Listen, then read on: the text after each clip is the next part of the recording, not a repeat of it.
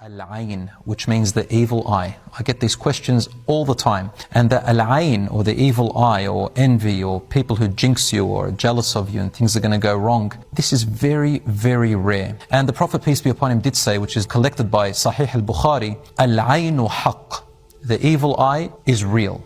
In all of the biography of the Prophet ﷺ's life, and in all of the history of the Khulafa al-Rashidun, which is about 30 years or so, I only came across 2 or 3 instances where it reported something about the eye. One of those instances is actually reported in An-Nasa'i and Ibn Hibban, one of the hadith collection books. In the time of the Prophet ﷺ, one of the companions, an Ansari they call him, he had extremely nice skin and a very nice complexion. So he took his shirt off and went into a river, and when he came out, another companion saw him, and he was so amazed and amused by the way his skin was and his body was. So he said, "Oh, not even a virgin woman inside of her oasis." It's a common thing the Arabs used to say. In other words, it says he's got even softer skin than a woman inside of her oasis. Immediately the man fell to the floor and he became sick and couldn't move with extreme fever and I don't know what. The Prophet, peace be upon him, heard about it and they brought him, and then he said, "Do you know who said such and such, or do you assume anyone?" And they said yes, it was obviously that man. So he brought him and he said, "Ala barakt,"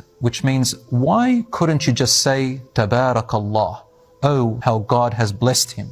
And that's one of the things you say when you are amazed or amused by something that you see. So what happened after that was that he got the man to wash himself with some water, and he put this water in certain ways onto the sick person. He was cured by the will of Allah, and obviously he's the messenger of God who did that.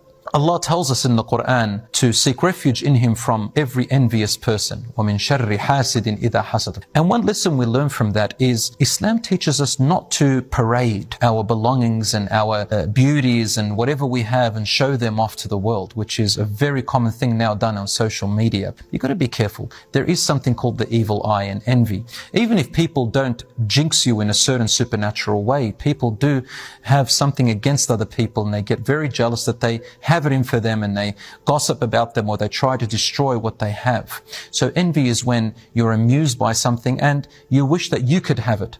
What is the way out? Well, for you, whenever you feel that people around you may jinx you or be envious, if you like, just recite Qul A'udhu Rabbil Falaq and say to yourself what the Prophet Muhammad, peace be upon him, used to say to his grandsons Al-Hassan wal-Hussein. He used to say to them, "U'idhukuma bi kalimati Allahi at-tamma min kulli shaytanin wa hamma wa min kulli 'aynin lamma."